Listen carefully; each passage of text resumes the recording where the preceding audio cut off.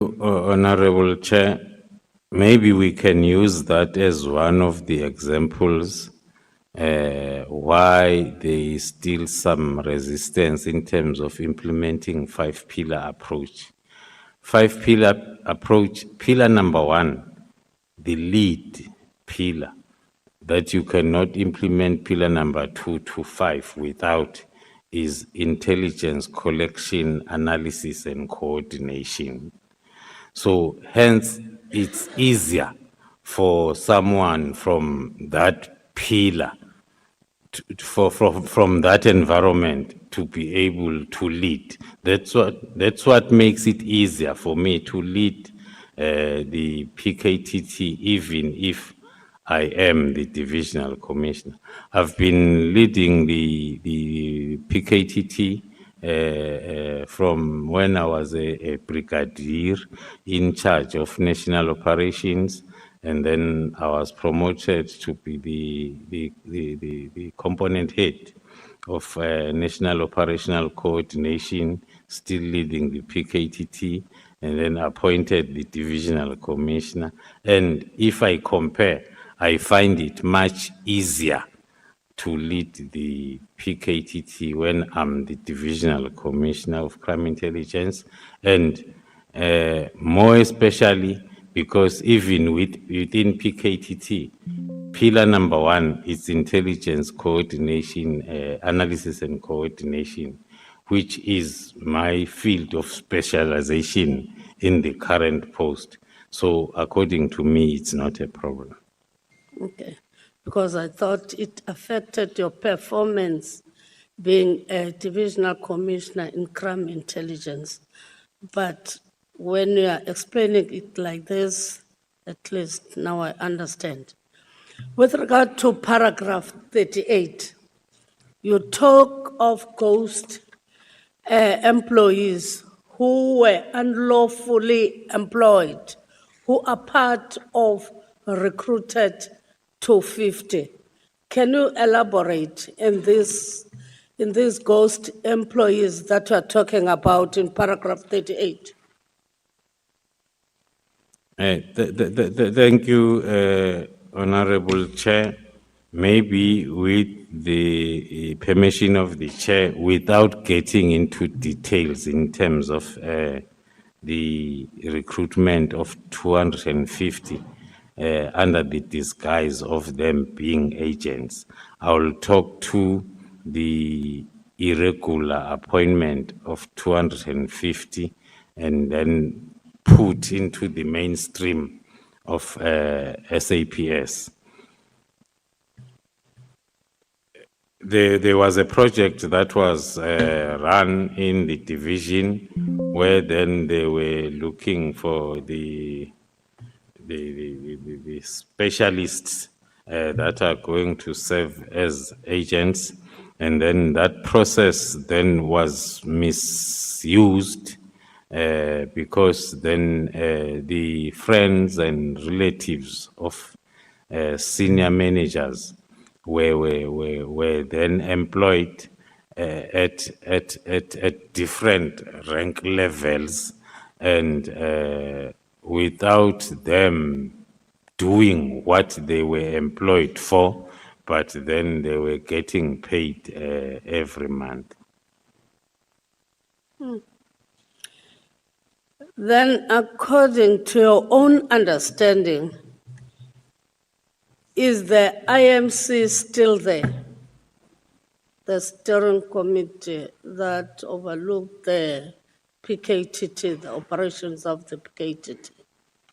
According to, thank you, Chair. According to my understanding, there is government, there are departments, ministries, and then according to me, the IMC is still there.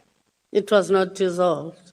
It was not dissolved according to our file that we are having. But you don't get reports or about PKTT through it? No, not anymore. Okay, thank you, Chair.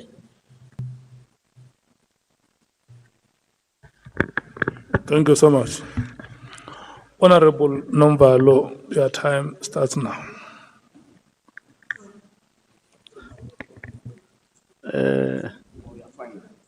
No, she must go this way.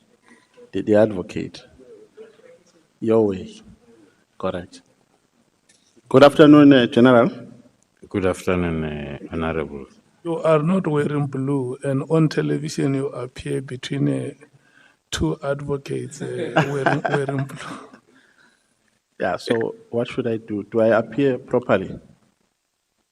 Should I proceed, Chair? Okay. Okay, no, thank you. Thank you very much, Chair. General, I think let's start here. On paragraph 126, page 43, you are saying, the National Commissioner appointed you to continue leading the investigation, the Jerry investigation. And thereafter, after you made progress, I would say you made some progress because you went to raid Matlala's house and so on. And thereafter, General Sbia changes your team without informing you. What did you do after that? After learning that the team that you were working with has been changed. Thank you, Honorable Chair, Honorable Member. It is the docket that was moved from being investigated by the team that National Commissioner had directed, and then to the other team that is in the Deputy National Commissioner's office. So then I reported the matter to the National Commissioner, as I've indicated that that happened during this most confusing and busiest period where these issues then were taking place.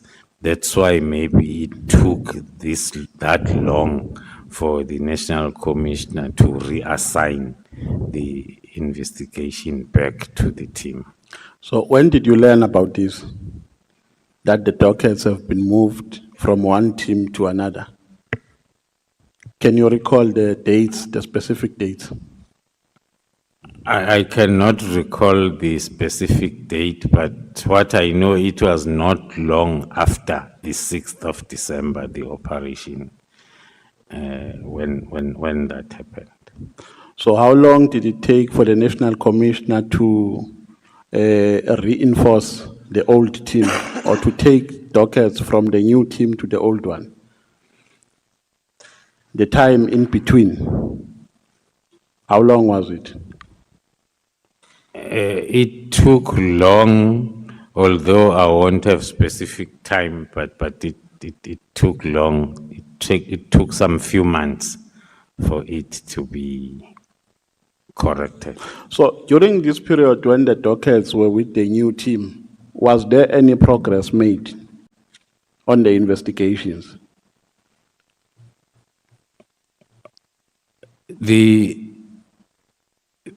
One can say no, nothing tangible, because the victim is still missing, and I think I met the mother last week as part of the engagements when we are dealing with the investigations of this nature. Yeah, General, I'm asking you this notwithstanding the present circumstances. I know the results that we have not yet found, Jerry, the unfortunate results. But has there been any work that has been done on the dockets? Because there must be some notes that on this date, this was done, on that date, that was done. Were dockets only gathering dust, or there was some work that was done by the new team on the dockets? Thank you. Well, I can request then that quick analysis from the new team to check then the activities that took place between that period and the time they took over, so as I can give the correct picture. Look, General, my subjective view, I'm saying subjective view because I'm not saying it from an objective point of view. I've not taken time to thoroughly assess your work, but at a first value, I think you are a credible man. I think I must start by making that preface before I get into a point I want to get to. But I think you abdicated your responsibility with regards to this matter. You were supposed to intervene immediately after the dockets were taken from your team to another team. You were supposed to report the matter to the National Commissioner immediately and make constant follow-ups because you were appointed by the National Commissioner. You were not appointed by the Deputy National Commissioner, Sibia. So my view, General, is that you have allowed Sibia to run the show alone. You have allowed Sibia to run the show alone. And if it was not for the bravery of General Mkwanazi, which he displayed on the 6th of July, today you will be faced with an elephant called Sibia in SAPS doing all sorts of shenanigans that you are alleging that he was doing. Do you agree with me when I say that you faltered? I mean, you committed a mistake by not intervening immediately on this matter. I took note and agree, Honorable Member. And my view is that if there is nothing that was done on the dockets, then Sibia defeated the ends of justice. Because you can't take dockets which are being worked on, you take them and put them somewhere to gather dust. That is defeating the ends of justice. And that necessitates an action from your part.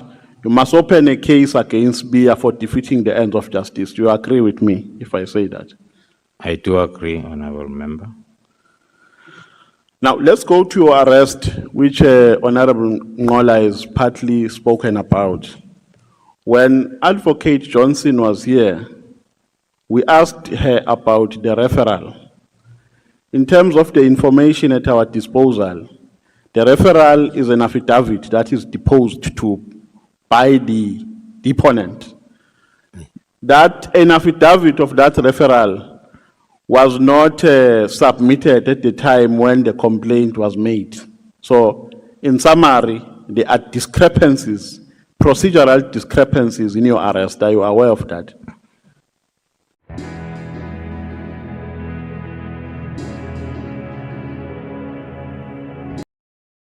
Of that. As soon as we received the copies of the docket and then going through the whole docket, then we realized that, as I've indicated, that as the matter is at court, maybe then I won't be able to talk that much on what did we do after realizing that. So you also noted these discrepancies? Yes, Honorable. Did you raise any formal complaint? Did you lodge any formal complaints in that regard or institute any legal action? Maybe to give a round answer and say yes, there is a process that is ongoing. To the best of your knowledge, are those documents classified? I'm asking because we requested for some from Advocate Johnson, and she said she is not going to give us those documents because they are classified. What is your knowledge about that? The Section 27 referral is supposed to be an affidavit. Correct. That is containing the prima facie facts from the complainant. So it can never be a classified document. Mm. Yeah. That is So my it's a lie. It means if it was said under oath, then this committee must open a case for perjury. Because lies, if what you are saying is anything to go by, it means lies were told here in this committee. Because that's what Advocate Johnson said. I asked personally Advocate Johnson to give us that information, and she said she can't give it to us because it's a classified information. So that's a pure lie. Yes, an affidavit, especially that is going to be used for investigation, cannot be a classified document. You know, I was delighted when I was reading your statement, especially on the part where you say your scope was extended to also investigate killings which involve traditional leaders. I was excited because it's another growing pandemic in KZN, which had no adequate response in terms of a response from SAPS. There is a case, General. I've got a family here in Swartberg. It's a royal family. They lost their chief. If my memory serves me well, they lost him in 2024, between 2024 and 2025. I do have their case number. Since they lost their chief, they've never received. When I spoke to them last year in December, I think it was 12 months after they lost the chief. They never received even a single update from the police station. The case was opened in Swartberg police station in KZN. To date, they have not received any update of what is transpiring in that case. Are you aware of that case, General? Thank you, Chair. I am not aware as the honorable member is narrating, but if I can get the case number, because we recall our cases with the case numbers, I can be able to follow it up. If it's within the team already, then I can be able to make a follow-up in terms of how far is the The case number, General, is, I think this is 04/06/2024. That is the case number. And the allegation by the family here, General, is that they were victimized for the land that they own, a dairy farm. And there are politicians who are involved in fighting them over their land. It's a land with a lot of commercial capacity, and people who have nothing to do with that land, who are abusing their power of being politicians. Some were mayors in local municipalities in Herikwala, are involved, are conniving, they are in cahoots with criminals to fight that family over its land. So I would be very happy, General, if you attend to this matter expeditiously so that the family can at least find closure. We know that we can no longer, they can no longer get their father, the chief, but the least that can make them happy is to see justice done. So I can be very excited if you can attend to it expeditiously. Will do so.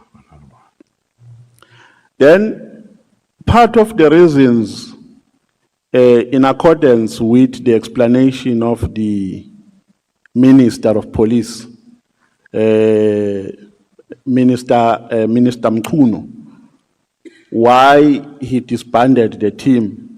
I thought Honorable Ngola is going to mention it as well. He mentioned 3. But the 4th one, in his rationality, is that there were complaints from members of the public He didn't mention many names, despite our request to him to do so. The only names that he mentioned in his affidavit is a name of Patricia Mashale and Mary Dihas. Now, the first question that I would like to ask in that context, did you ever receive any formal complaint from Patricia Mashale or from either Patricia Mashale or Mary Dihas? Thank you, Chair. As I indicated, I think it's included in my affidavit that as the command of the PKTT, we have never received any complaint from either Ms. Patricia Mashale or Mary Dihas, even through the office of the minister. So we were taken aback by that, but then because we were hoping and thinking that the minister will then give us the opportunity to respond to whatever complaint or allegations are raised by members of the public, so as he is able then to take a decision. So you've never received any formal complaint? Nothing. So it was news to you during the proceedings of this ad hoc that there are complaints that were made by them, which influenced an executive decision taken on the 31st of December, 2024. That's correct, Honorable Member. The only complaint from the public that was received through the office of the minister is from the AfriForum, and then it was then responded to accordingly, and then the matter was finalized. So one would have hoped that those complaints will also be handled the same way. Okay. Let's move to another one. On page 26, you are making an analysis of cases that were dealt with by the PKTT. And within those cases, there are cases to which prosecution was declined. Now, my legitimate expectation, informed by the formation of the PKTT, is that there should be no cases that are declined to be prosecuted, given the fact that this multidisciplinary approach allows a collective engagement before cases or before dockets are open and before cases are enrolled. Now, when I see the statistics in your analysis, I think the cases dropped after the dedicated prosecutors were designated. I think the number dropped to 20. Yeah. But my expectation in general is that there should be zero, because you have a prosecutor here working with a police officer. Before the police officer could open a docket, must seek either advice or guidance from the prosecutor before they even go to court, because here we're having an exclusive design, the multidisciplinary design. But now you still have cases which were declined in the presence of prosecutors. Now, what could be the reason? Thank you, Chair. We have done a deep dive analysis on that. Most, if not all, of the decline to prosecute are intimidations that will be lacking the other crucial elements of crime, which are normally flowing from the made-up intimidation. We have picked up that it's happening a lot also in the same province. When you are appointed a councillor, and then you have your connection that must provide guarding services or protection services for yourself, and then you must then create that scenario. So most, if not all, of these cases that are declined to prosecute are the intimidations that are not having all the elements of crime. So you have no reason, we have no interest of pursuing them further. So there are no cases which were declined on the basis of insufficient evidence. We after the capacitation of the team, including the prosecution, we never experienced that anymore in terms of murder cases. General, are you a brave man? Yes. When General Spear was here, he analyzed your character with ease. Yes. With ease, and you could see that he was under no fear. If we can give you an opportunity here to give an analysis of Mr. Spear, of General Spear's character, what would you say? In terms of work, he is a person who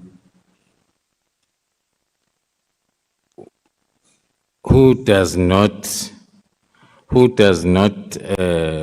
like possess the necessary skills, especially at that level, to be able to lead, especially such a critical directorate where he is in charge of crime intelligence as well as the detection side of the police. In terms of credibility and integrity? Doing that assessment, he won't pass also. If I'm personally doing that, he won't make it above 50. And how is your relationship with him? How is your relationship, the official and personal relationship? I'll start by saying there is no personal relationship.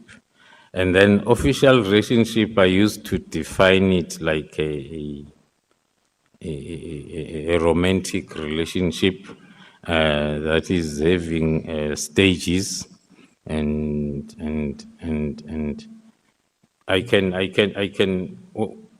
when I was appointed the Lieutenant General, Divisional Commissioner Crime Intelligence, General Spear was a Major General in charge of organized crime.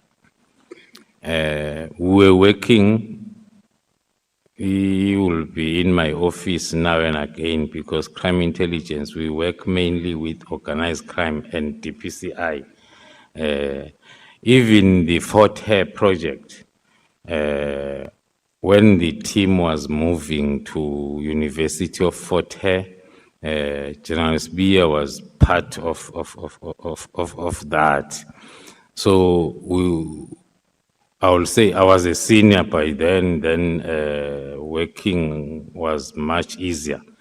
But then a day he was then promoted to the same rank with a different designation. Then that's when then the relationship, the working relationship changed. And I think as part of National Commissioner's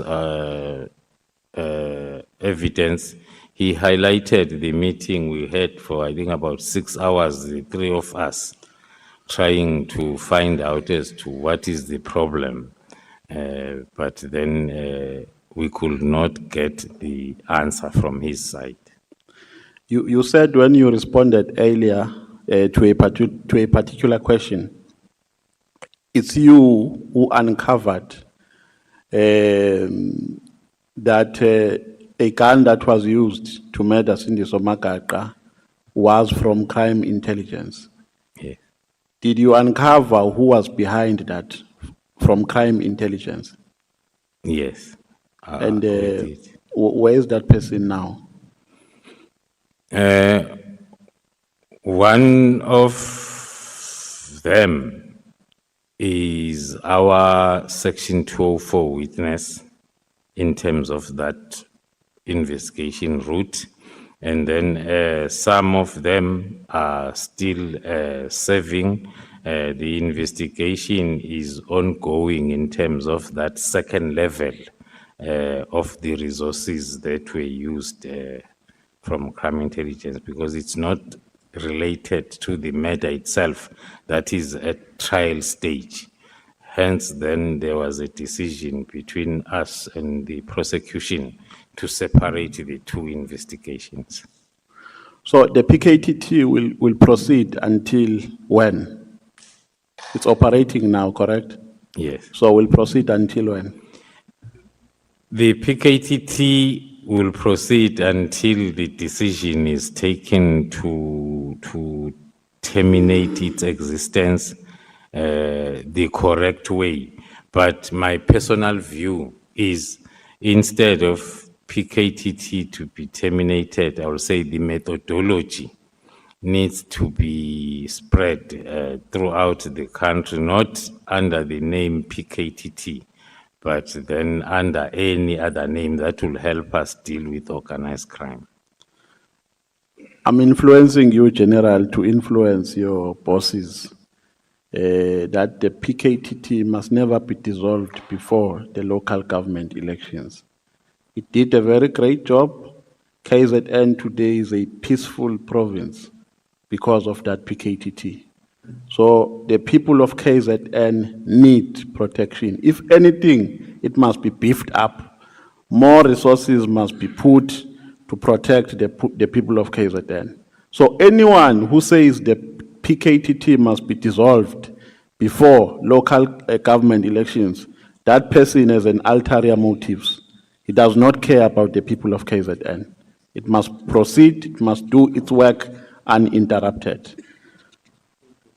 On page 15, General, paragraph 40, you are saying when you were appointed as the divisional commissioner, you introduced some interventions which were met by some resistance from some members at the senior management level. Who are those members? In most cases, through you, Chair, it will be the senior managers that are supposed to be part of my top management, as well as some of the provincial heads. And then we resolve that by transferring some of the provincial heads out of the division. So the only consequence management was to transfer them? No, others that... no DC hearings, nothing?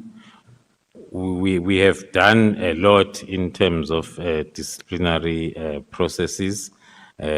Some of them were dismissed. Some of them are still appealing the dismissals. Some of them were transferred. So we have stats and on that. Okay. So do you know Mary Dihas? I used to hear about her. I only managed to see her clearly when he was appearing in this committee on TV, but I've never met her. You've never met her. And Patricia?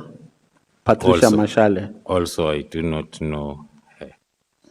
You were seeing, in fact, Patricia has not appeared before this committee. So you were seeing Mary Dihas facially for the first time? For the first time. Okay. You have also spoken in your statement about organized crimes. And you are also saying that they have an interest of capturing those who are in the echelons of leadership. Has the PKTT or has there been no attempt to influence politically first before we go to organized crimes? Has there been no attempt to influence the PKTT? Plenty of times there have been those attempts, such that part of the strategy that is used by the PKTT is whoever at the highest level comes forward with seems correct information is your suspect number one. So it does happen. So it does happen. Can you mention some politicians who attempted to capture the PKTT? Not off the head, because as I've indicated, that it's something that will happen after each and every investigation that will happen. You'll get a call, or the commander will say, I got a call from Councillor so and so wanting to share information, and then they will deal that using our strategy of verifying without then taking it at face value, because we have learned to understand that that is the strategy of getting closer to the task team. My two last questions, because I'm running out of time, so I think I won't come back. Has there been an attempt by organized crimes to capture or to influence the work of the PKTT, not by politicians now, by organized crimes? And then, lastly, do you have a reporting mechanism that you espoused as the PKTT to keep the affected families informed? Because there was a complaint that family members do not get updates of cases which involve their family members. So do you have a mechanism which is written down to say, with time frames, to say at this particular time, an update must be given, and so on and so forth? Thank you very much, General. We had a very good and healthy conversation. Thank you, Chair. Honorable Shongwe, your time starts now.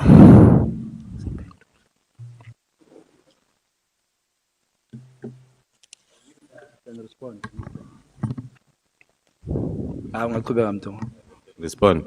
Thank you, Honorable Chair. Honorable Shongwe, your time starts now.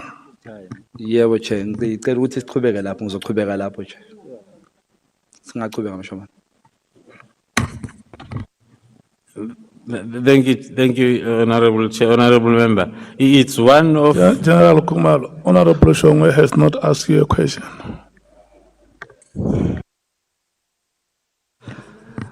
Sawubona babu Khumalo.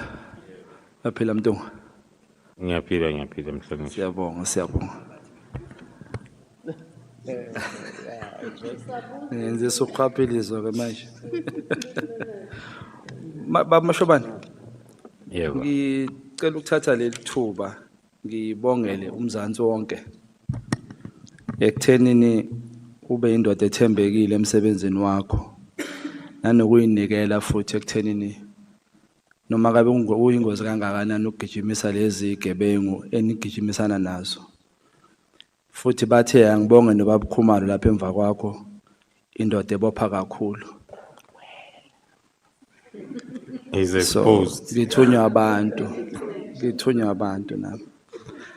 Ngicela ungichazisele i-character kababa uMkhwanazi ngokwazi kwakho, ngokumazi kwakho. Ngokusheshsha nje. Ubaba Mkhwanazi, Lieutenant General Mkhwanazi, KZN. Yes sir. A very difficult character to almost everybody. I met him when I came to Pretoria at a long time ago. He was here already.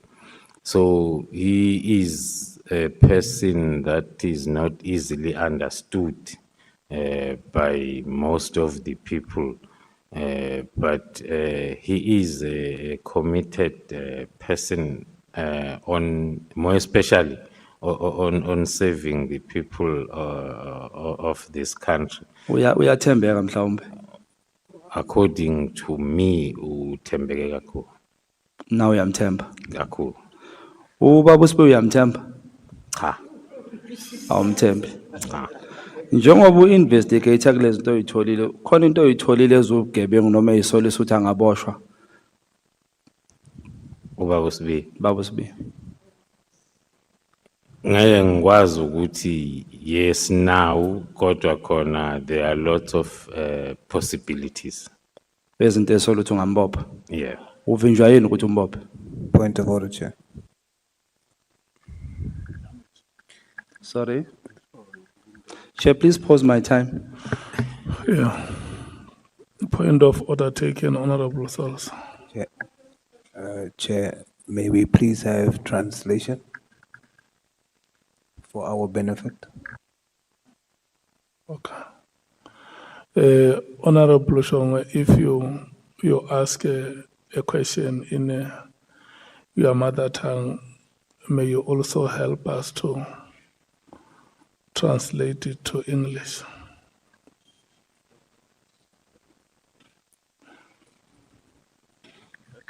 Chair, that will hamper my time, Chair.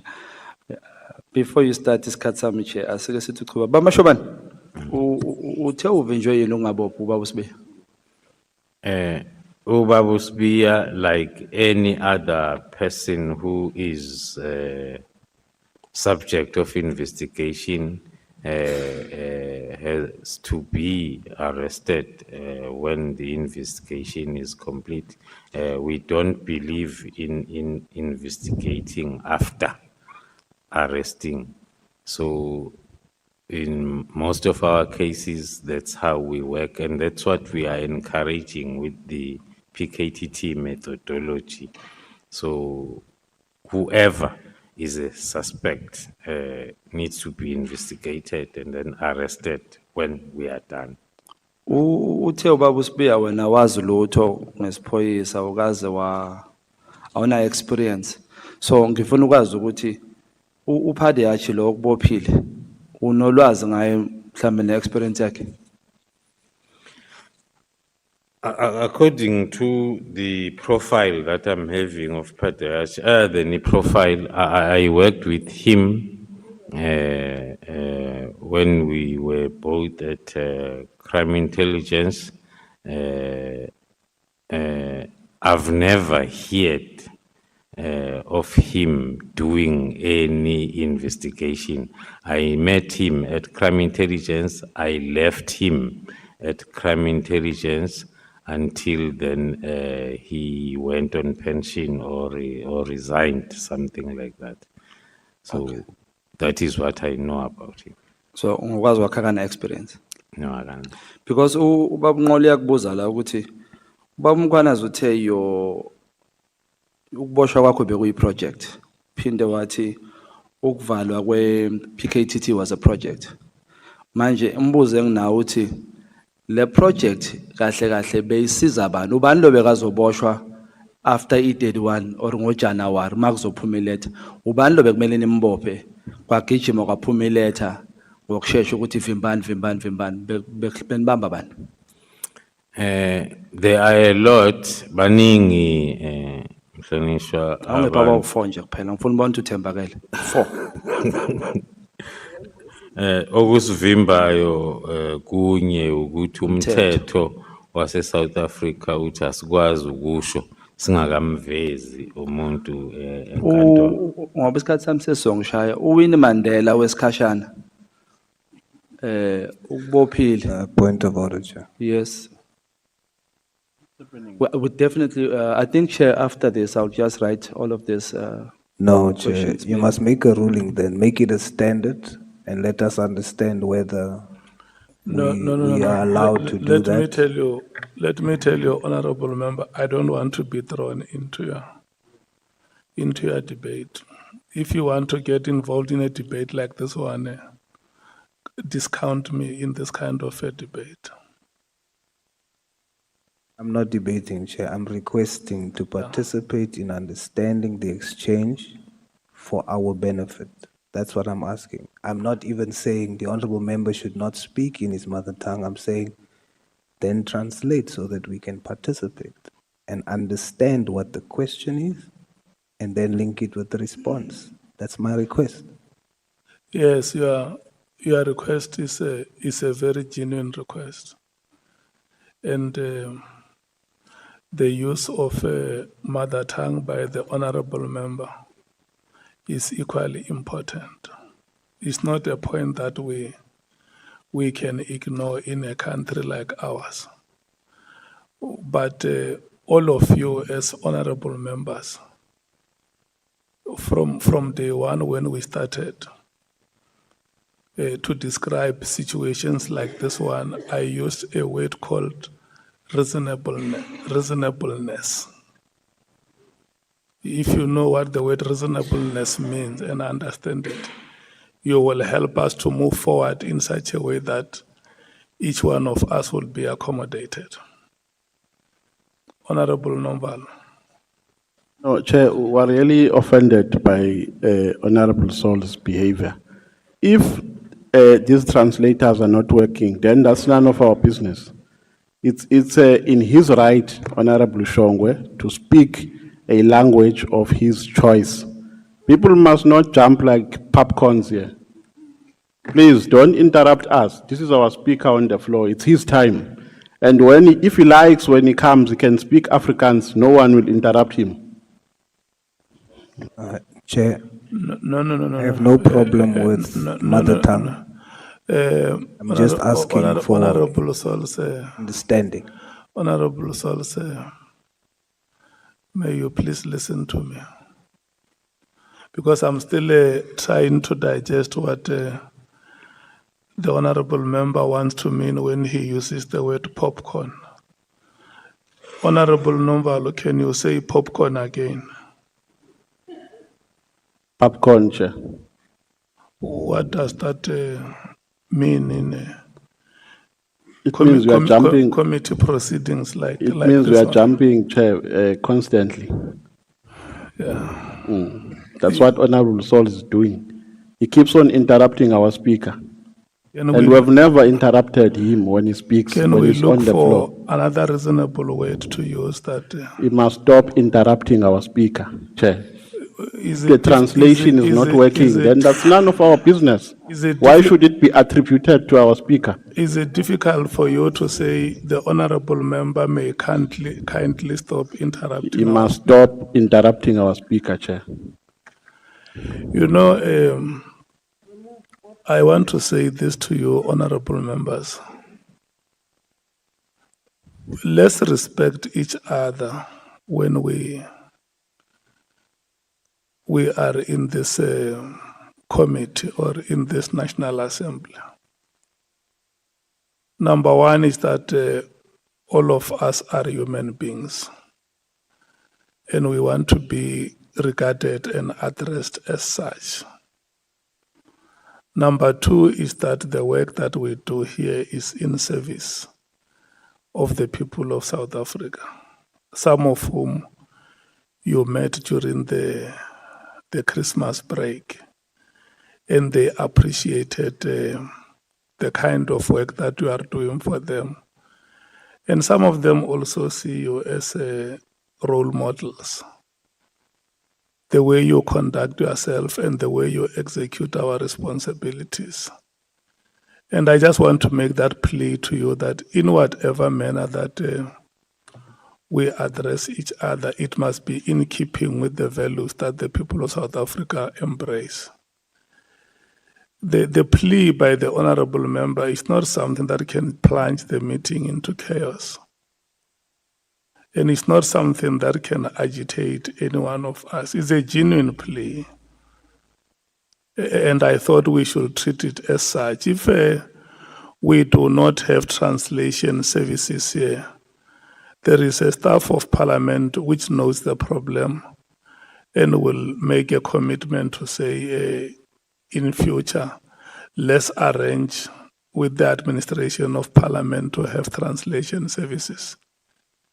you can't go to war on something like that one. And it's not something which can agitate us to start calling each other names or using words that are unreasonable for us to use here. So may you please, Honorable Nomvalo, withdraw the use of the I word withdraw, Chair. popcorn. May you please apologize to the Honorable Member. I withdraw, Chair. May you please apologize to the people of South Africa who are watching you. No, but Chair, I'm doing what is within the rules. South Africa is watching I've you withdrawn, now. Chair, I've withdrawn. Thank you I'm so much. You withdrawing. are withdrawing. Yeah, thank you. Your concern is noted, Honorable Souls. Unfortunately, now we may not have any way to resolve it if we are unable to persuade the member to use the language that will benefit all of us. But what is very, very important is that as Parliament, we also have a duty to protect and promote the use of African languages. And with that said, we will check with the administration of Parliament if there is a possibility for them to support us with interpreters. Honorable Source. Can I just be very clear, Chair, that I agree with the promotion of African languages must be spoken freely. Equally so, we must balance it out with, for the purposes of the work that we are doing together, we must understand the content so that we can all be efficient. And it is from that direction that I come. But I'm not at all saying the honorable member should not speak in his mother tongue. Yeah. I'm asking for indulgence so that I can appreciate the content of what he is saying. Thank you, Chair. Honorable Skosana. Ngithokoze umgcini sihlalo. Ngicabanga ukuthi you know senze umraro la khona la sihleli khona la. Nga raise an issue here when the plenary was sitting here about the issue of language. Ngaphakamisa kanengi bagcine baqachile ngikhuluma ngesindebele. Ukuthi ekhaya ngoba thina abantu esiba representako whereas abanye bathi abahambe or bathi abenzeni thina abantu esiba representako babantu abakhuluma ilanguage engikhuluma le. Now iparlamente ilungu elihloniphekeleko ungenzeka ukuthi likhuluma into erehe nje mara ngiyayivala ngiba ukuthi umgcini isihlalo le language esinayo language board or language board or niyibizane ama interpreters are not enough in parliament mara sikwazi ukuthi ke sikandelelwe sibanjwe ngomphimbo ukuthi ifanele sikhulume ilanguage ngoba abosolo bayikhuluma abafunako bake batsho lapha esitela bathi abahambe and isikhethu leso. Now ngiyanibawa no ukuthi iparliament akazokubhalelwa uqatsha abantu abazokukhuluma ilanguage esikhulumako. I'm just saying ukuthi singayirarula mani into encancane nje kunabantu abalena emleji nabantu abasemleji abafuna ukulalela ukuzwa ukuthi ukhuluma njani njengo chairperson akwazi ukukhuluma isikhuwa sizokurara nawe ngelinye ilanga ngiyakuthokoza mgcini isihlalo. Look, I don't think that we should debate the point, because what you are doing, you are debating the point. This is not, but let's not debate it. I think I'm not debating, Chair. I'm just raising the concern. Thank you, Chair. The honorable member raised a concern, and his concern is located between two competing imperatives. So I don't think it's a matter which we should debate, but at the heart of it is that listen to what the point is. At the heart of it is that it is not the quality of the team that wins games, but it is the quality of interactions between the team players that will make us a winning team. You can get players of good quality. If they play for individual brilliance, you will never win any game. But the quality of interactions in a team is the one that is going to make the team succeed. Can we please proceed? Dank u, Chair. Ek is jammer, meneer Sol. Die probleem is dat wanneer ek praat Engels en ek praat from my heart, ek praat nie lekker Engels nie. Ek praat soos ek praat nou. So with all respect, I agree with you, but I hope Parliament fixes that problem and gets us interpreters on time. Ek is jammer, meneer. Does he accept my apology?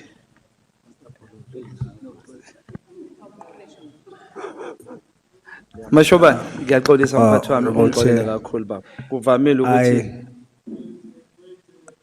Honorable Shongwe, come in, Honorable Souls. Honorable Shongwe, I'm a black African brother. I don't blame you. I'm asking you for us to be productive. I want to join you, but I don't blame you for the issue. But we shouldn't be made to feel like because I'm the blackest in the room and I only speak Afrikaans and English from Eldos, that I'm not an African in this country. Coloreds are Africans in this country. And so I don't blame you, but if that's your choice, Chair, for the sake of progress, I will understand, but I wanted to participate as it is required of us. And your analogy was perfectly placed, but we will leave it to the honorable members to decide. Thank you, Chair. In fact, if we were going to use complexion as a measure, you were going to be the most African amongst us. I agree. And history has twisted the understanding that we are not African because of where we come from. I'm as African as everybody else here, no matter what language I speak. It's my country. I have no other country. Because Khabora Yiche and us Baizani. Mara's all right. Yeah. Yeah, Thank you, Chair. Kan ons voorstappen, meneer? Ja, no, ek sal, meneer. Ek sal, meneer. Baba Mashoban, kuvamile ke ukuthi makukhuluma mina ke ngiphazanyiswe bese ushe athathe isikhathi sami ke asifake lapho. Kodwa lo 13 minutes wamosele angusebenzise kahle. Bengibuza indaba yaka mama uWinnie Mandela wesikhashana samanje. Umama uWinnie Mandela ukubophile. Mangilandele indaba yakho nthi ukubophile lapha e-airport wakuvimba kufaka uzankosi wabukisa ngawe. Kodwa mangilandelela indaba yakhona umama Johnson, Andre Johnson advocate, naye wenza into efanayo yokuthi ahlaleke yena futhi yakhe iWest ngoba wahlala nendoda yakhe kwi-panel waba khona lapho ubuya qambe namanga ukuthi waphumela ngaphandle. So baba Mashobani, wena ke sowuhlulwa yini ukuthi uyombopha ke yena ke nawe so found out ukuthi ukushayela into efana nale yenzela usabeni ubandiswe yini? Ngiyabonga mhlonipheki sir. No, akukho kubambile kodwa one ucabanga ukuthi when the time is right kufanele kwenziwe into right. Okwamanje sisadila nalo mcimbi lo wami. Isekhona le ndaba yokuthi iqala libola ngithi ikhona esibuyiseni. Yeah, because Lingaboli ke mphathi futhi usheshe ngoba uyamosha. Nginenkinga la. Ngokubuka kwakho umuntu onjani umuntu njani mhlawumbe olalela ugogo uMeridi Haas bese athatha isinqumo. Umuntu onjani othatha leyo umlalelayo lo mama amlalele bese athi hayi angisithathe lesi sinqumo kusuke kuwumuntu onjani mhlambe kwalithola ithuba wambukela ugogo uMary Diaz mayekhuluma kulamalanga nathi ngifuna ukwazi ukuthi uminister umbona umuntu onjani noma umuntu onjani uthatha isinqumo ngenxa kaMary Diaz. Uma kuwumuntu ophelele ngokomqondo, umuntu angazi kahle igama lesizulu, o desperate, ukuthi I can take whatever that I can make a reason, because out of everything that umama uDihase is saying, there is nothing, akukho kwenza isense, ongakulalela kwenza isense. Usho ukuthi bamashobani nawe ucabanga njengoba ngicabanga ukuthi kunenkulumo oyivezile la wathi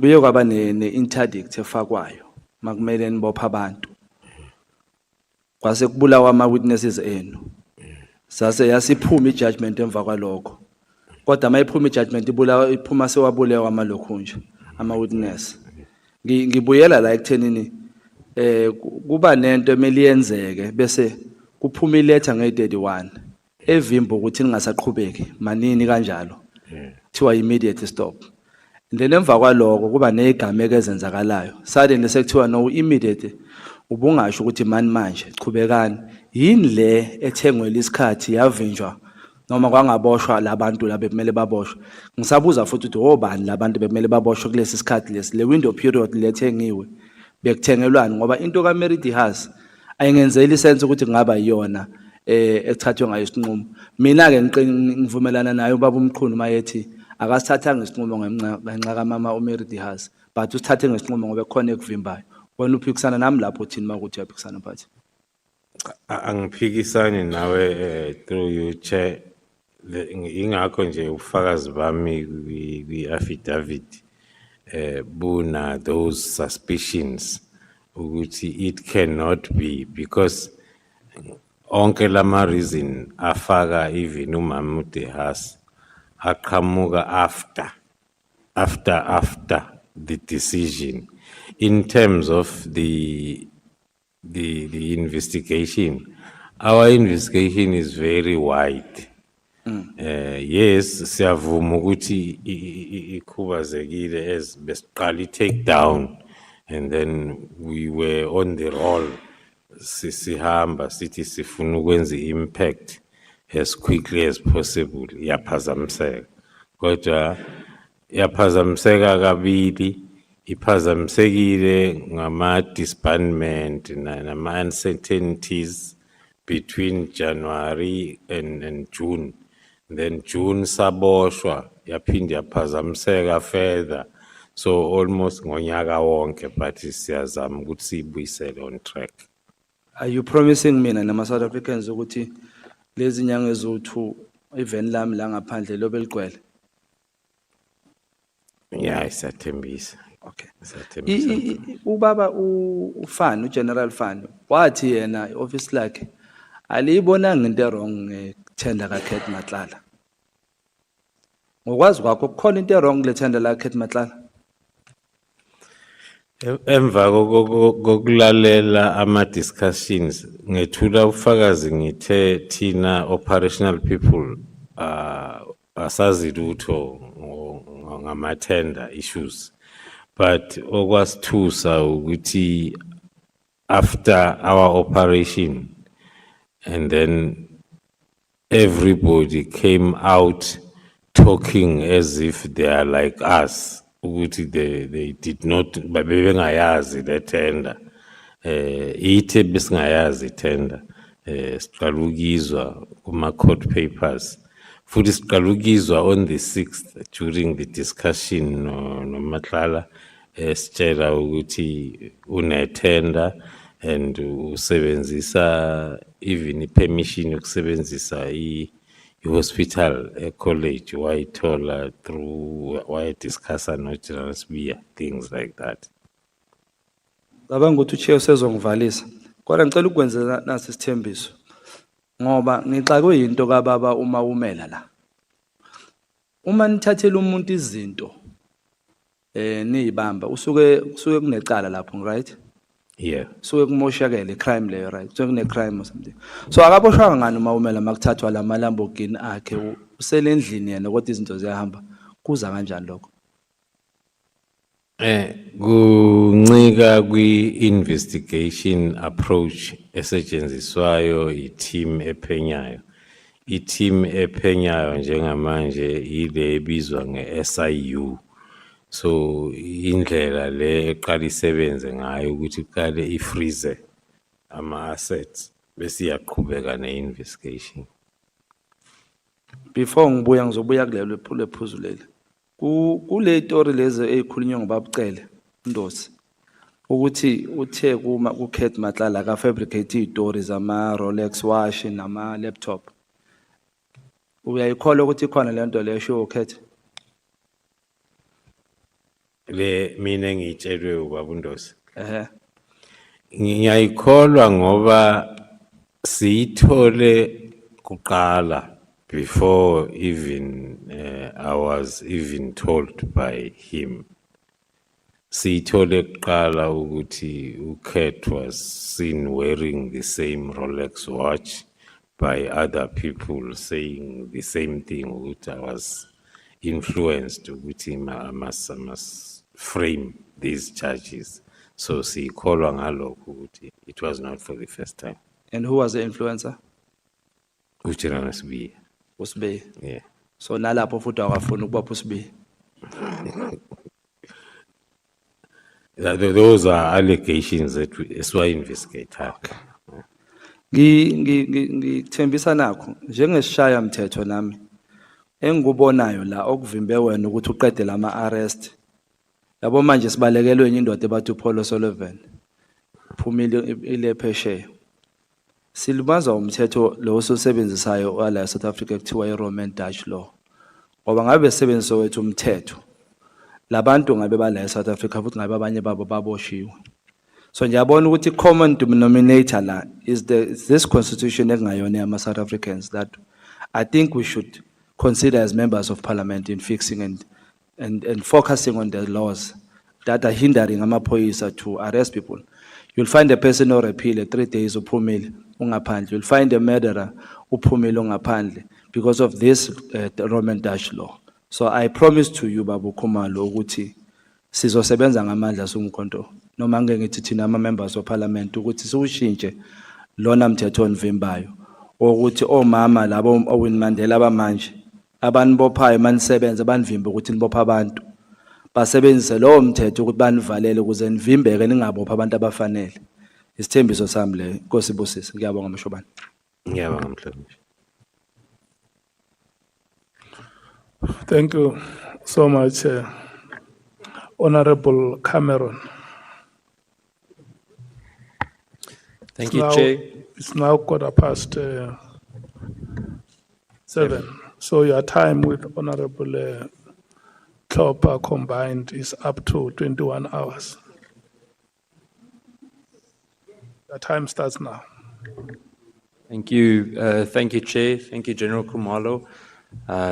General, I'm going to start with the issue regarding senior level exposure and general misconduct. You've referred to it several times today.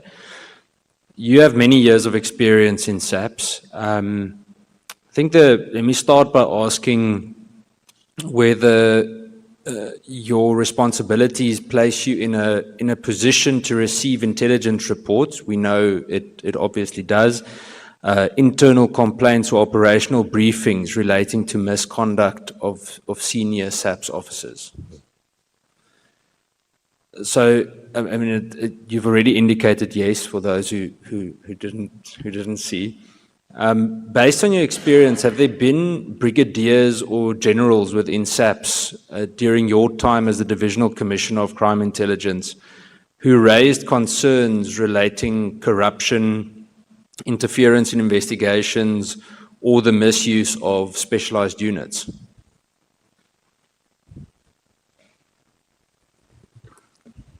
Within the division, crime intelligence, I've never received such complaints.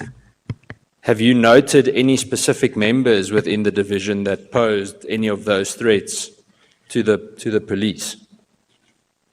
Yes, I have identified such members, and we are dealing with them accordingly.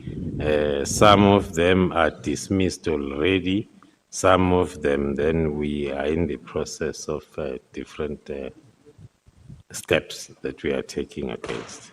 I'm going to come back to the dismissals later, General, but just for everyone's clarity, so you don't have to name anyone now, can you explain how such problematic conduct typically manifests in practice? So share some examples. You mentioned earlier about senior management in Gauteng, for example. But even if it's on a national level, can you give us an example of practical example of where you noticed or had to intervene because of interference in investigations, manipulation of task teams, or other kinds of influence, any kind of obstruction? Can you give us one or two examples? Within the division, Honorable Chair, honorable members, one, as I indicated in my affidavit, that one of the critical issues that we identified was the lawlessness. That is lawlessness that is linked with the hiding behind secrecy of the environment, which made it easier than for this culture of doing wrong things to be allowed or to be regarded as if there is nothing wrong about it. So anyone who will want to act against that will be the one who's having a problem. So General, in your experience, are you aware currently of any senior officers that benefit from some kind of protection within the South African Police Service environment that allows them to persist with misconduct?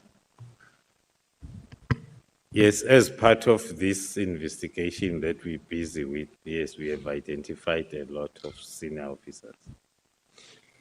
What structures or mechanisms mostly provide this? So to give you clarity, and you'll see where I'm going with this, I'm going to touch on policy regarding the disciplinary process and so on, but what mechanisms do they hide behind? If not mechanisms, which people do they hide behind?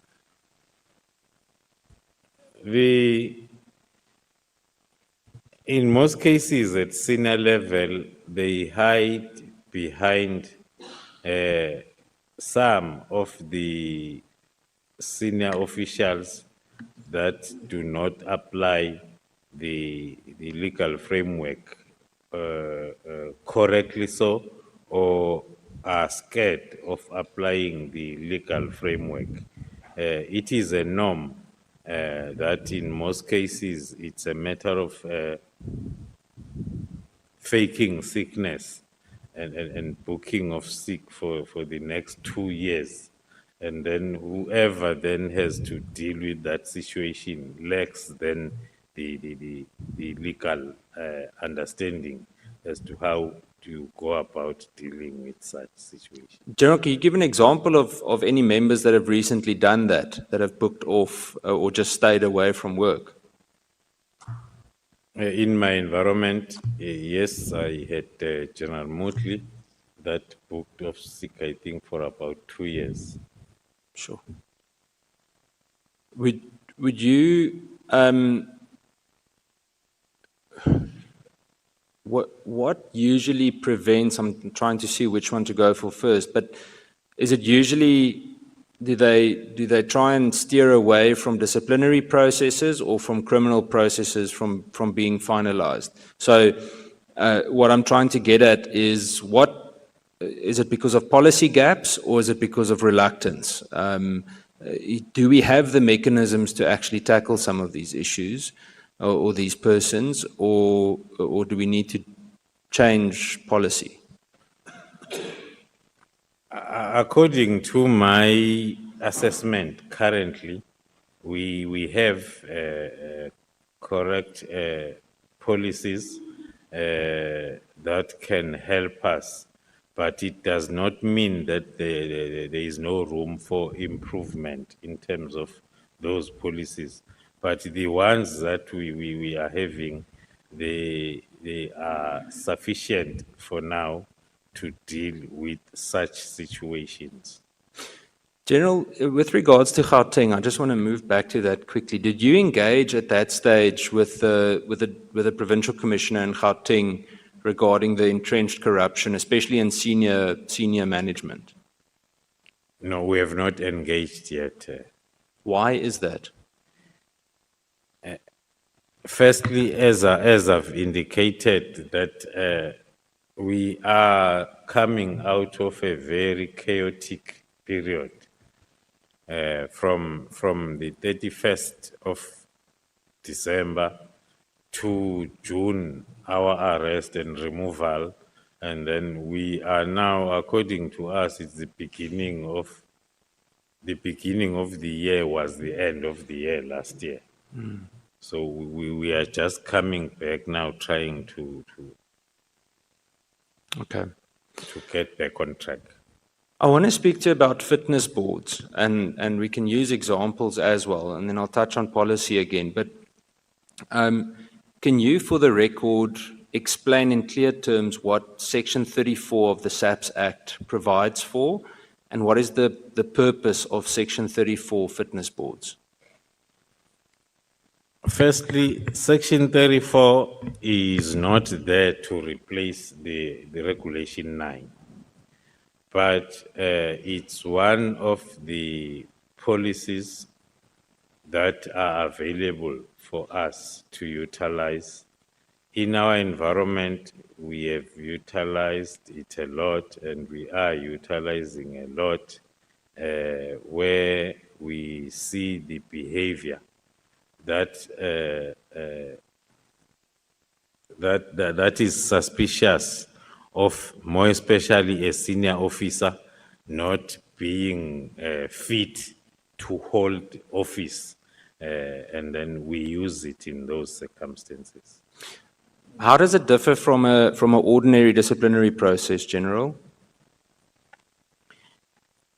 Firstly, it differs from the because any commissioned officer can then be appointed to deal with whoever at any level, unlike then the regulations where you will need then the role players to be of a particular level. So it involves investigation. You still appoint an investigator who's going to investigate the allegations against then what is expected against all the policies of the organization.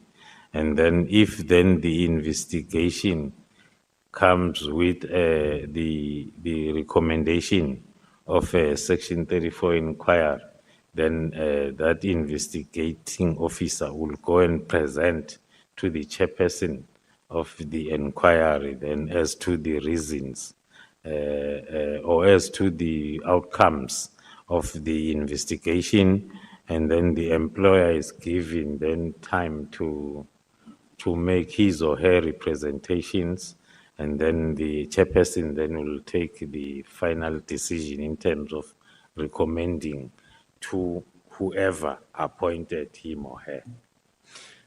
So, I mean, the way you describe it, it sounds like it's an effective mechanism. Why is it that it feels like sometimes senior members in SAP, broadly speaking, seem reluctant to use Section 34? I won't have the direct answer through you, Chair, Honorable Member, but for one, as one of senior managers, it's one of the most effective negative discipline tool that we have at our exposure. Is there a specific person, this is all for the record when we report afterwards, but is there a specific individual that's responsible for deciding not to invoke Section 34? So for example, you mentioned General Moodley earlier. If you go through a Section 34 process, does the National Commissioner have to sign off if you would like to go on with that process?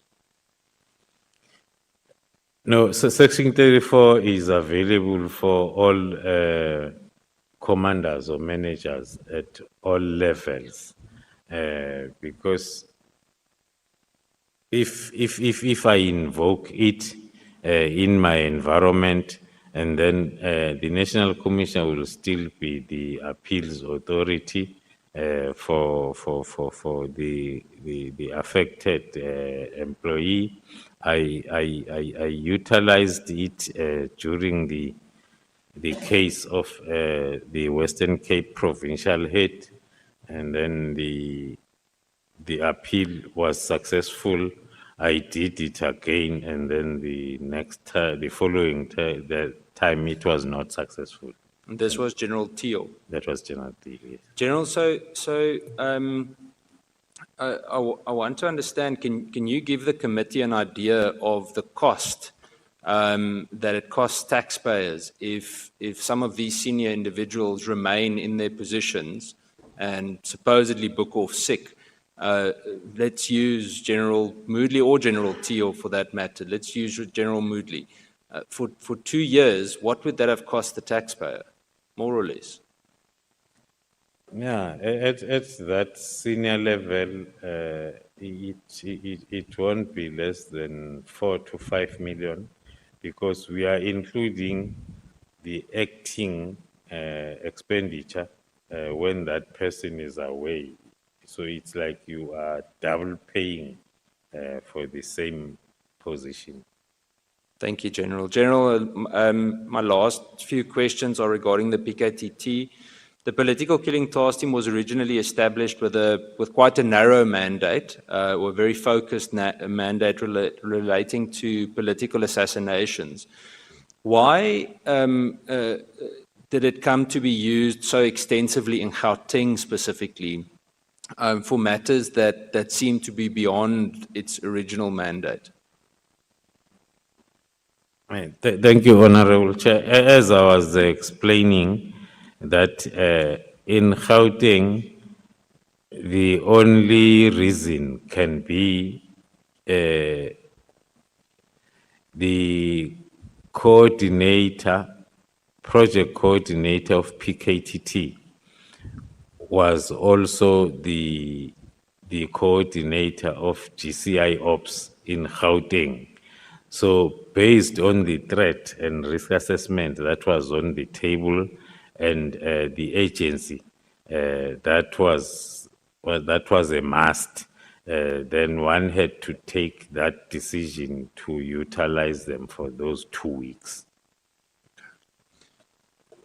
Who authorized the expansion of the task team's role in Gauteng? Thank you, Chair. The assistance, the support provided in Gauteng is not interpreted as an extension of the mandate. It is interpreted as providing the support for a short time, and then it is the National Commissioner who approved that assistance and the period thereof. And for the record then, General, was it in your view appropriate, particularly given that the Hawks are the statutory body, according to me, from what I understand, mandated to investigate serious organized crime and corruption?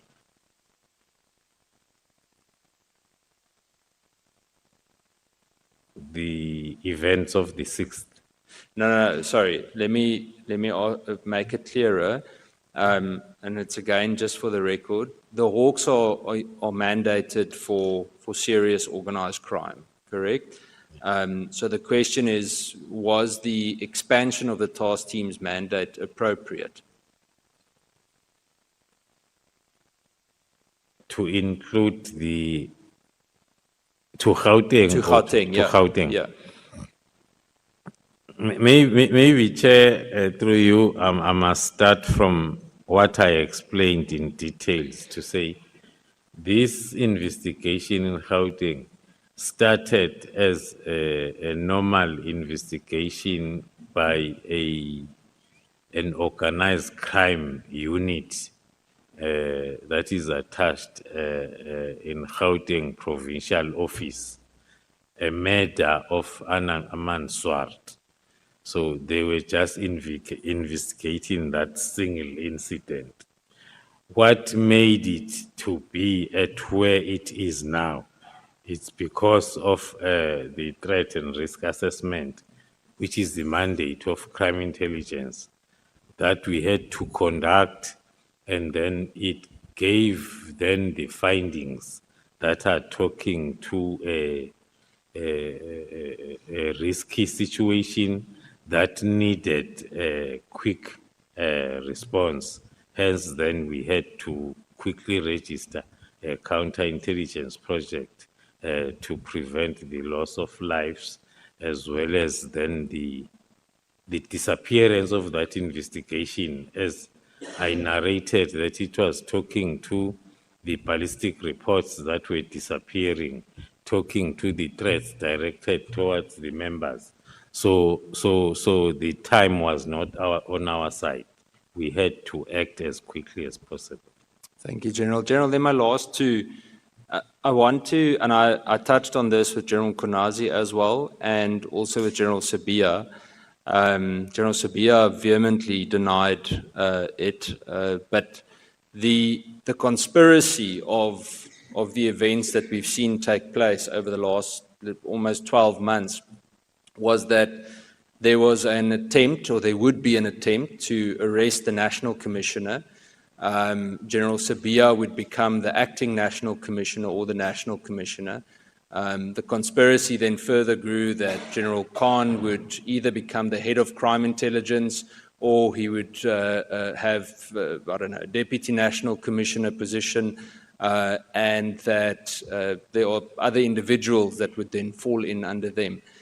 What is your opinion of this? How do you think it was? Because the more I listen to or the stories around Minister Mkhunu as well, I must be honest, it started to feel like there's some truth in that, that it was literally an entire grouping that wanted to, I don't know if we can call it hijack, take over, but somehow control more of the police.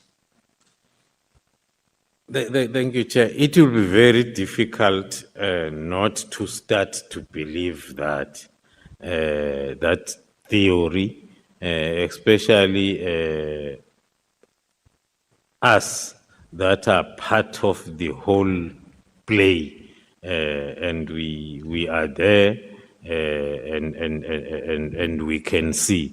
So that theory might be very true, that there are or were plans, or there are still plans then of getting rid of some of the people, so as then those that are having their own ulterior motives can then ascend to the positions.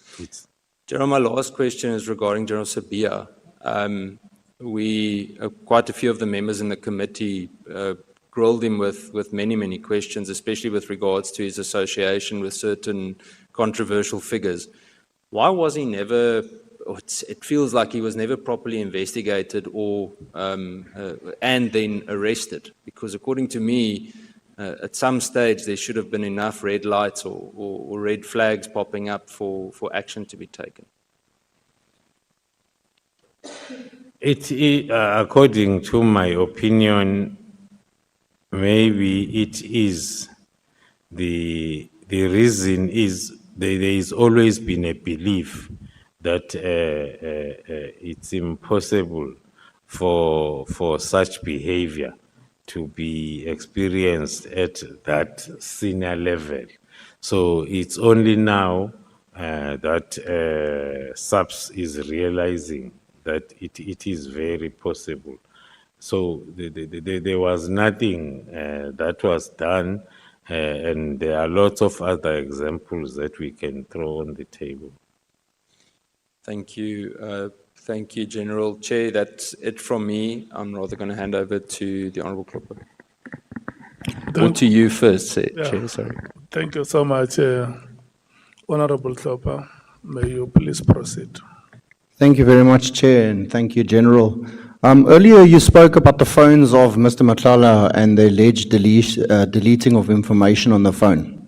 When General Sabia was here, and when we questioned him about whether information such as messages and data and stuff could be inserted onto the cellular phone by crime intelligence, his response was it was very doable. Do you agree with that assessment? And if so, what lawful circumstances would crime intelligence have in this technical ability to do so? We are improving day by day, but when it comes to that statement of crime intelligence being in a position to manipulate what is on the system, we are not there yet. On the gadget, we are not there yet. But indeed, we are improving day by day. So, General, you would say that General Sabia was misleading this committee under oath? Yes, we do not have that capability. Thank you, General. But due to my limited time, I'll be jumping between questions and different sections. In paragraph 42, you state that their efforts to identify and recruit capable senior officers through transfers and promotions resulted in accusations that you were bringing your own people. Who precisely are you referring to, or is being referred to as your own people? And on what basis was those accusations made, and you know, seemingly who was to benefit from making these accusations?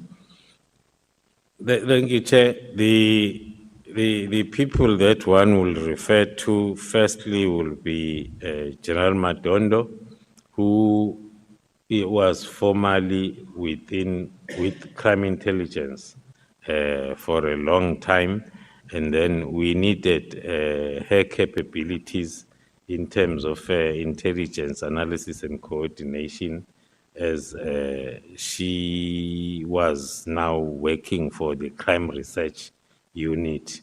So that is the first person that we requested to join us on transfer.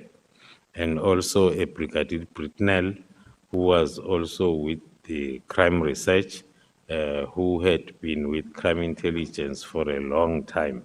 It's those two that we approached, requesting them to transfer to the division. In terms of the appointments, there's been lots of appointments, but there were only two that were deemed to be not accepted within and outside the division. The first one was a brigadier that we appointed to be in charge of our intelligence planning and monitoring with a master's degree in planning and monitoring and vast experience that we appointed from IPID. She was in charge of the same environment at IPID. And also a brigadier that we were arrested for, one of the very few qualified mechatronics in this country, with a master's degree, but then still we got that hiding. General, reporting structures according to you of the PKTT never changed actually and remains the same oversight body. And as far, you go on to say as far as what you are aware. So according to your witness statement, the last IMC took place on the 5th of September. 2023. The question, though, is, did you raise this concern at any point, at meetings, so forth, and why that these meetings stopped with the IMC? Because I battled to find how informed decisions around the PKT could be made without these progress reports and formal meetings given, to the committee of the IMC. How were these decisions made? How was direction formulated? How was funding decided? Thank you, Chair. Most of the operational decisions will be done at a directors general level from all the stakeholders that are involved. So operationally, we were not affected. But then in terms of strategic guidance and oversight, one was hoping, because if you look at the period after the last briefing of the president in March 2024, and then what followed were elections. And then after elections, then I think we are all aware it took quite some time for the government to be established. And so as soon as then there were appointments, then we were still waiting on the queue that we are going to be called by the new chairperson to come and brief. But instead, then the disbandment came. Thank you, General. I won't labor the point, but there was also a long time before elections, between September and the elections was approximately 8 months, that also nothing happened. So I think that also caused a bit of turmoil and brings us to where we are today, and I said that's the reason I mentioned the significance of it. You stated in paragraph 95 that criminal syndicates sought to capture and capture officials by embedding themselves within the police leadership and political officers. And this committee has heard a lot about other high-ranking SAPS officials that seem to have self-serving interests rather than that of the public good, and obviously been denied by every single person here, every wrongdoing. Not one person has held on to a stitch of accountability while sitting here before us. I am, however, interested to know which political officers are you alluding to, and the officer self and the persons, and I bring it to your paragraph 95. You mention it in the unfortunate Swartz assassination, and you speak specifically about the syndicates, not specifically PKTT. Who are you referring to there? Thank you, Honorable Chair.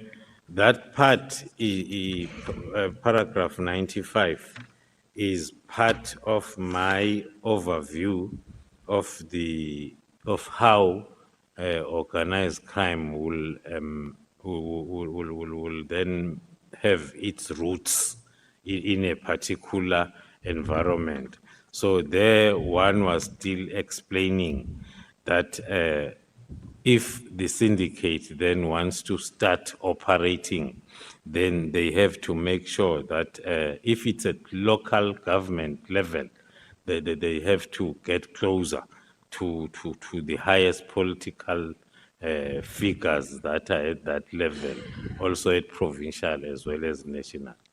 General, is any of those politicians currently sitting in the structures that have been taken out? Because, if you're saying that these people are involved, you know that they're involved, are they being investigated? Are there any politicians currently sitting that are involved that you know of? As through you, Chair, as I requested that the investigation that is still ongoing, if I cannot comment directly on it. Hence, then one decided to include that modus operandi there on top before we get to the Swart murder case and the arrest and the real events as they happened.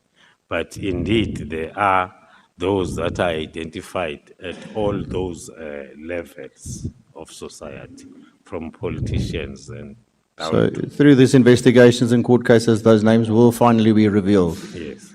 I mean, General, you understand why we're sitting here. It doesn't help we name and shame every SAP member who is involved with corruption, but we seem to hide the politicians, which seems very strange.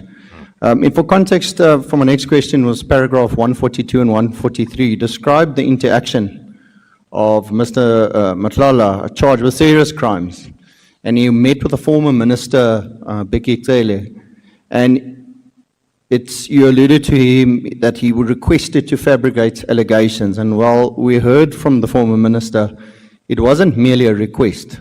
And in my opinion, what was expressed in the witness statements that we've seen and now, Mr. Matlala was confessing. It wasn't about a request to do something, he was confessing to have lied about the theft of the officials to former Minister Cele. And those police officials are your colleagues, you know, your police colleagues. And we can see this is mentioned in paragraph 276A, STK 15, page 125 and 126. And if I understand correctly, this was later withdrawn. Yes. But from your experience as a senior SAPS officer, I mean, firstly, would someone normally charged with serious crimes seek guidance from a former minister that they were not particularly friends with, they weren't close by nature? I don't know if this interaction is normal, and more importantly, I just want to know what risk does it pose to the integrity of the criminal justice system if, I want to say alleged criminals are interacting with absolute high-ranking officials or ex-officials. Thank you, Chair. It talks to the threat that I talked to when I was on this subject, to say that is one of the characteristics that we use to see a person who is part of a syndicate or a cartel who would want to be connected with those former or current senior officials at all levels. I should think that one of the facts that were presented by the former minister here was his advice for him to go and meet me, which then he did not repeat to me, because maybe he knows me by now that I was not going to. I try my best not to get closer to a target of investigation. Thank you, General. In paragraph 276B, you also speak about cases opened by 3 relatives of Mr. Molefe against the GCI ops team. The alleged incident occurred when the 3 complainants accompanied members to relatives' residence in search of a suspect. After assisting the team, the complainants were returned to the original location, and at no point were they detained, kidnapped, deprived of their liberties. That is what stands in your witness statement. Who is the members this paragraph refers to? Just members. It said accompany the members. The members of GCI Ops, there is an outstanding warrant of arrest of another Molefe who was supposed to be arrested with Katiso Molefe, that he is still on the run. They have lots of houses across the country. So the families then were assisting the team moving from province to another province, searching for this wanted suspect. But they were the complainants, correct? Or did they open a complaint? They opened complaints after the operation. Were they alleging? What were they alleging? Alleging some kidnapping. By the JCI members? By the GCI. GCI members, sorry. GCI, yes, yes. Thank you, General. That covers me there. You referred to the identification of ghost employees who were unlawfully employed, a part of the recruited 250. And I may have missed what you mentioned on that. There's a continuous accusation on this What is the meaning of the recruiter 250 in your statement, and when did you first become aware of that? The recruited 250 because I happened to grow not far away from crime intelligence. I was aware of it when it was happening, but then also in the state capture report, it's nicely explained as to how that project went about in terms of that recruitment. And thank you, General. I think that the public sector really does have a problem with ghost employees in general, and I just think it must be attributed to either internal control methods that are absolutely non-existent and weak, and many corrupt officials that are in your departments that keep this actually supported, because it doesn't end. You state that decisions were not supported by senior management level, and the misinformation through the media is used after each decision is taken. I just identify which decisions were undermined internally and what reports you made about this resistance. Is the senior management the people going to the media and peddling this misinformation, as you put it?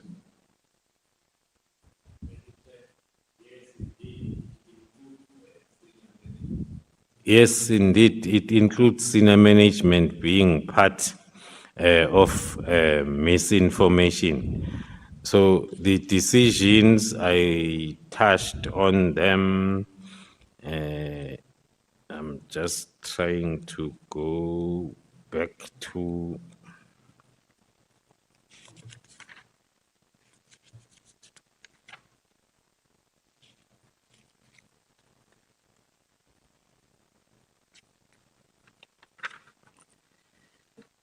they are on page 16 from paragraph 41 of my affidavit.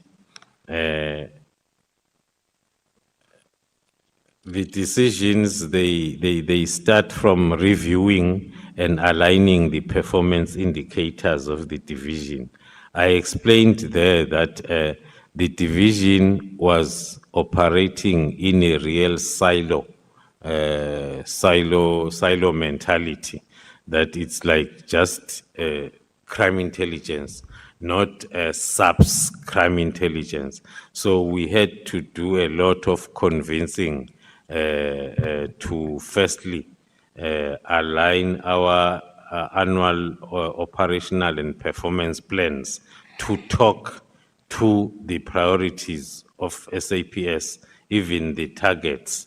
If SAPS visible policing, their target is to make sure that not more than 50,000 vehicles are hijacked.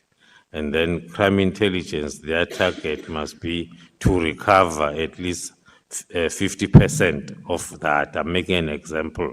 That is the alignment that we had to do.